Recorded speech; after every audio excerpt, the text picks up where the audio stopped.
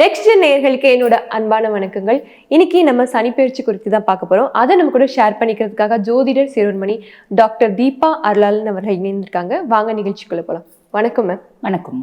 எப்படி மேம் இருக்கீங்க? நல்லா இருக்குமா, நீங்க எப்படி இருக்கீங்க? சூப்பரா இருக்கேன் மேம். எல்லாரும் சனிப்பெயர்ச்சின்னு சொல்லிட்டு இருக்காங்க. ஏன் அப்படி சொல்லி பில்டப் பண்ணிட்டு இருக்காங்க? என்ன இருக்கு மேம் அதுல? இல்லம்மா, அது பில்டப் இல்லை. உண்மையாவே பாத்தீங்கன்னா சனி பகவானை பார்த்தா நம்ம எல்லாருக்கும் ஒரு பயம் இருக்கும். காரணம் என்ன அப்படின்னம்மா, அவர் நீதிமான், நீ என்ன தர்ம கர்மாதிபன் அப்படின்னு சொல்லுவாங்க. இது வரைக்கும் நம்ம எத்தனை பொறுப்பு எடுத்திருப்போம்மா. பொதுவாக பாருங்க, சம் ரிலிஜியன்ஸ்ல பொறுப்பு அப்படின்றது இருக்கு, மறுஜென்மம் அப்படின்றது இருக்கு. சம் ரிலிஜியஸ்ல அந்த மாதிரி பிலீஃப் இல்லை. பட் அஸ்ட்ராலஜி அப்படின்னாலே முழுக்க முழுக்க ஹிந்துவிசம் வருது இல்லைங்களா? அப்ப இது வரைக்கும் எத்தனை பொறுப்பு எடுத்திருக்கோம், அத்துணை பொறுப்புலையும் என்னென்ன நல்லதும் செஞ்சிருப்போம், கெட்டதும் செஞ்சிருப்போம். அதனாலதான் நீங்களும் மனுஷனா பிறந்திருக்கீங்க, நானும் மனுஷியா பிறந்திருக்கேன். ஆக இந்த நல்லதும் கெட்டதும் கலந்து செஞ்சிருக்கோம் பார்த்தீங்களா? அதுக்கான பலன்களை கொடுக்கக்கூடியவர் யாரு அப்படின்னா சனி பகவான், நீதிமான், ஈஸ்வர பதவி பெற்ற ஒரே கிரகம் சனீஸ்வரன். அப்ப அவருக்கு பாத்தீங்கன்னா பாரபட்சம் கிடையாது, கரிசனம் கிடையாது. நீ எவ்வளோ நல்லவங்களா இருந்தாலும் பூர்வ ஜென்மத்துல நீ நிறைய கர்மாக்கள் செஞ்சிருப்ப பத்தியா, அதை 7 நாட்டு சனி, அஷ்டம சனி, அர்த்தாஷ்டம சனி, அதுக்கும் மேல சனி தசை அப்படின்னு வரும்போது அதுக்கான பலன்களை கொடுத்துருவார். அப்ப யாருக்கு பயந்தாலும் பயப்படல அப்படின்னாலும் சனீஸ்வரனுக்கு எல்லாரும் பயப்படுவாங்க. அது பில்டப் இல்லை, அவர் அந்த பலன்களை கொடுப்பாரு. அதே மாதிரிமா அவர் நல்லா இருக்காரு அப்படின்னா, சனி ஒரு சுய ஜாதகத்துல நல்லா இருக்கு அப்படின்னா ஸ்திர சொத்துக்கள் அப்படிம்பாங்க. சிலர் பாத்தீங்கன்னா பரம்பரையா பெரிய கோட்டீஸ்வரங்களா இருப்பாங்க பாத்தீங்களா, அவங்களுக்குலாம் பாத்தீங்கன்னா சனி எக்ஸ்ட்ராடினரியா இருக்கும். அவர் நல்லதும் ரொம்ப இன்டென்சிஃபைடா கொடுப்பாரு, நம்ம செஞ்ச கெட்டதுக்கான பலனும் ரொம்ப இன்டென்சிஃபைடா கொடுப்பாரு. அதனால அவரை பத்தின பயம் வேற ஒண்ணும் இல்லை. Okay ma'am. இன்னைக்கு நம்ம ரிஷபராசினியர்கள் பத்தி பேச போறோம் மேம். அவங்களுக்கு சனி பெயர்ச்சி எந்த மாதிரி விஷயங்களை தரப்போறாரு? ரிஷபத்துக்கு ரொம்ப நாள் கழிச்சு அத்திப்பூத்தா போல அதிசயமா பாத்தீங்கன்னா சனி பகவான் எக்ஸ்ட்ராடினரியா இருக்காருமா. இந்த 12 ராசிகள்லயும் பாத்தீங்கன்னா அதிகப்படியான நற்பயன்களை அனுபவிக்கக்கூடிய ராசி எது அப்படின்னா ரிஷபம் அப்படின்னு தான் சொல்லணும். காரணம் என்ன அப்படின்னா, சனி பகவான் பாத்தீங்கன்னா 11ஆம் பாவம் லாபஸ்தானம் அப்படின்னு சொல்லுவாங்க. உபஜயஸ்தானத்துல சனி பகவான் உட்கார்ந்துட்டு இருக்காரு. பொதுவாக ஜோதிடத்துல ஒரு கருத்து இருக்குமா, 10ல் 11ல் பாவி இருக்காங்க அப்படின்னா உங்களுக்கு நல்ல யோகம் வரும் அப்படின்றது. ஆனா அந்த பாவியை யாரு அப்படின்னு நம்ம அனலைஸ் பண்ணணும். இங்க 11ல் இருக்கக்கூடிய பாவி யாரு அப்படின்னா சனி பகவான். உடனே உனக்கு நான் யோகத்தை கொடுத்துருவேன் அப்படிப்பட்ட மைண்ட் செட்லாம் சனி கிடையாது. நான் 10 ரூபாய் கொடுக்கறதுக்கு முன்னாடி நான் ஒன்னு அனலைஸ் பண்ணுவேன். ஆமா, அந்த 10 ரூபாய் நான் கொடுக்குறேன், உனக்கு அதுக்கு தகுதி இருக்கு அந்த 10 ரூபாய் வாங்குறதுக்கு அப்படின்றத நான் பல முறை அனலைஸ் பண்ணிட்டு தான் கொடுப்பேன். அப்ப லாபஸ்தானத்துல சனி என்ன பண்ணுவான், ரிஷபராசி அன்பர்கள் எந்த அளவுக்கு உழைக்கிறாங்களோ அந்த அளவுக்கு சக்சஸ் அப்படின்றத அடைஞ்சிடுவாங்க அப்படின்னு சொல்லலாம். பொதுவாகவே பாத்தீங்கன்னா ரிஷபம் காலபுருஷனுக்கு 2ஆம் பாவம். உழைக்கிறது அப்படின்றது அவங்களுக்கு ரொம்ப பிடிக்கும். நல்ல கம்ஃபர்ட்டா இருக்கணும், நல்ல வசதியா இருக்கணும், மேற்தட்டு மக்கள் மாதிரி ஒரு வாழ்க்கை வாழணும்னு ஆசைப்பட்டவங்க. ஆனா அதை மற்றவங்களை அடிச்சு பிடிச்சி எல்லாம் சம்பாதிக்க மாட்டாங்க. ஹானஸ்டி, சின்சியாரிட்டி, டெடிகேஷன் எல்லாமே ரிஷபத்துக்கு உண்டு. என்ன பழா போன ஒரு அன்பு அப்படின்றது ரிஷபத்தினோட மனசை படாப்படுத்தும் அப்படின்லாம். எல்லா ஆஸ்பெக்ட்லயும் லவ் எதிர்பார்ப்பாங்கம்மா.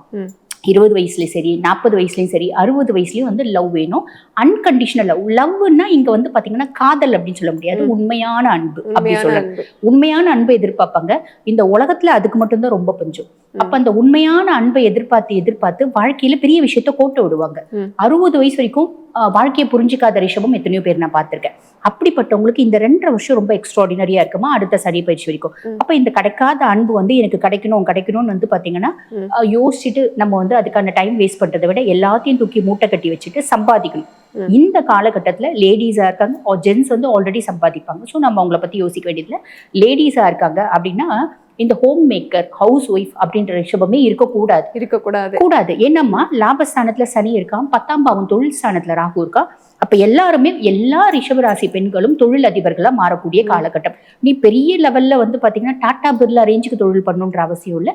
சின்ன ஒரு லெவல்ல ஒரு சிம்பிளா நான் சுய தொழில் பண்றேன் அப்படின்ற பிராப்த ரிஷபத்துக்கு இருக்குமா யாருமே பாத்தீங்கன்னா மிஸ் பண்ணக்கூடாது அப்படின்றது என்னோட ஒரு ஆசை அப்படின்னு கூட வச்சுக்கலாமே. எங்க ராசி, என்னோட ராசி, நானும் ரிஷப லக்னம். ஸோ என்னோட ராசி பெண்கள் பாத்தீங்கன்னா இப்படி டெவலப் ஆகணும் அப்படின்றது என்னோட ஆசை அப்படின்னு வச்சுக்கலாம். அதுக்கும் மேல ரிஷபத்துக்கு லாபஸ்தானத்துல இருந்து சனி பகவான் 1, 5, 8 பார்வையை பாக்குறாருமா. ரிஷபராசிக்கு ஆல்ரெடி ஈகை தனம் ஜாஸ்தி உண்டு. யாராவது வாடிய பயிரை கண்ட போதெல்லாம் வாடி அப்படின்னு வள்ளலார் சொன்னாங்க பார்த்தீங்களா, அந்த மாதிரிதான் ரிஷபராசி பெண்களா இருந்தாலும் சரி, ஆண்களா இருந்தாலும் சரி, இல்ல அப்படின்னா வாரி கொடுத்துருவாங்க. தன் கையில 20 ரூபாய் தான் இருக்குன்னா யாச்சகம் கேட்கறாங்கன்னா 10 ரூபாய் கொடுத்துருவாங்க, மீதி 10 ரூபாயில வருவாங்க. அந்த மாதிரி இன்பில்ட்டாவே நிறைய நல்ல குணம் இருக்கு. இந்த காலகட்டம் இந்த ஈகை தன்மை அப்படின்றது அதிகமாகும். என்ன கொஞ்சம் மந்த நிலை வரும். அட போய் அப்புறம் பாத்துக்கலாம் அப்படின்ற எண்ணத்தை சனி பகவான் கொடுப்பாரு. அதை மட்டும் ஓவர்டேக் பண்ணிக்கணும். அதே மாதிரி எக்ஸ்ட்ரீம் ஃப்ரஸ்ட்ரேஷன், டென்ஷன், இரிட்டேஷன் வரும். ரிஷபத்துக்கு எப்ப பாரு இரிட்டேஷனும் வரும். இருக்கறதுதான் செய்யும். ஆமா, அந்த இரிட்டேஷனை அவங்க ஓரம் கட்டி வச்சுக்கணும். சாதிக்கணும் அப்படின்ற எண்ணம் இன்பில்ட்டாவே ரிஷபத்துக்கு உண்டு. அதுல கான்சென்ட்ரேட் பண்ணாங்கன்னா பிரச்சனை இல்லை. 5ஆம் பாவத்தை பாக்குறாரு. பிள்ளைங்களால இருந்து வந்த கடுமையான மன உளைச்சல் மாறும். பூர்வீகத்துல சொத்து பத்து ஏதாவது இருக்கு அப்படின்னா வரும்.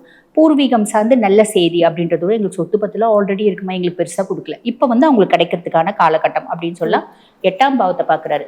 ஹிடன் ரிலேஷன்ஷிப்ஸ் ஏதாவது இருக்குன்னா அது தெரிஞ்சிடுமோ அப்படின்ற பயம் இருக்கும். இந்த வரிகள் வந்து பாத்தீங்கன்னா எல்லா ரிஷபராசி அன்பர்களுக்கும் கிடையாது. யாருக்கு அந்த ஹிடன் ரிலேஷன்ஷிப்ஸ் இருக்கோ, ஹிடன் சீக்ரசிஸ் இருக்கோ, அதில் வந்து பாத்தீங்கன்னா பயம் அப்படின்றது வேண்டாம். ஆஸ் யூஷுவல் அது கண்டினியூ ஆகும்னு சொல்லிக்கலாம். மரபு வழி சொத்துக்கள் இருக்கு அப்படின்னா கைக்கு வந்து சேரும். பொதுவா சனி வந்து பாத்தீங்கன்னா ரிஷபத்துக்கு 9 மற்றும் தொழிலுக்கு அதிபன். பாக்கியாதிபதியே சனிதான். தொழில் ஸ்தானத்துக்கு அதிபனும் சனிதான். அவன் லாபஸ்தானத்துல வரும்போது தொழில மேன்மை முன்னேற்றம், எனக்குலாம் லக்குலாங்க வந்து கிடைக்கவே கிடைக்காதுமா, நான்லாம் ரொம்ப அன்லக்கி அப்படின்னு சொல்ற ரிஷபமா இருந்தாலும் இந்த காலகட்டம் எக்ஸ்ட்ராடினரியா இருக்கும் அப்படின்னு சொல்லலாம். சரி, சிலருக்கு வந்து சொந்த தொழில் தொடங்கணும்னு ஆசையா இருக்கும், இல்ல வேற ஜாப்க்கு போலாமா அப்படிங்கிற ஐடியாஸ்ல இருக்கும். அவங்களுக்கு இது சிறந்த டைமா மேம்? தாராளமா போலாமா. Whatever you want to do you can do in this 2.5 years அப்படின்னு சொல்லலாம். இந்த சனி பயிற்சி எக்ஸலண்டா இருக்கு. ப்ராப்பரா சேனலைஸ் பண்ணிக்கணும், யூஸ் பண்ணிக்கணும். கிடைக்காத ஒரு விஷயத்துல ஓரம் கட்டி வச்சுட்டு நான் திருப்பி சொல்றது அதுதான். ரிஷபத்துல வந்து பாத்தீங்கன்னா ஹவுஸ் ஒய்ஃப் யாருமே இருக்கக்கூடாது. Okay ma'am. இவங்களுக்கு ஏதாவது சிறப்பு கோயில்கள் ஏதாவது இருக்கு? பொதுவாகவே ரிஷபம் நம்பி ஏமாறுவாங்கம்மா. அப்ப இவங்க கோயிலுக்கு எல்லாம் போறதை விட அம்பிகை வழிபாடு அப்படின்றது பண்ணும். இந்த அம்பிகை வழிபாடுலயே ஐகிரி நந்தினி ஒரு ஸ்லோகம் இருக்கு பாத்தீங்களா? ஐகிரி நந்தினி நந்தித மேதினி. நம்ம ரொம்ப தூக்கத்தோடவே படிச்சா கூட நமக்குள்ள ஒரு உத்வேகம் அப்படின்றது வரும். அந்த மந்திரத்தை படிக்கும் போது அதை தினம்தோறும் பாராயணம் பண்றாங்க அப்படின்னா தேவையில்லாத ஏமாற மாட்டாங்க. சக்சஸ் அதுக்கான மந்திரம் அது. ஸோ டெய்லி படிக்கிறது ரொம்ப விசேஷமான பலன்களை கொடுக்கும். கண்டிப்பா மேம். எல்லாரும் அம்பிகை வழிபாடு பண்ணா அவங்களுக்கு சக்சஸ்ன்னு தெளிவா சொல்லிட்டீங்க. நன்றி மேம். நன்றி.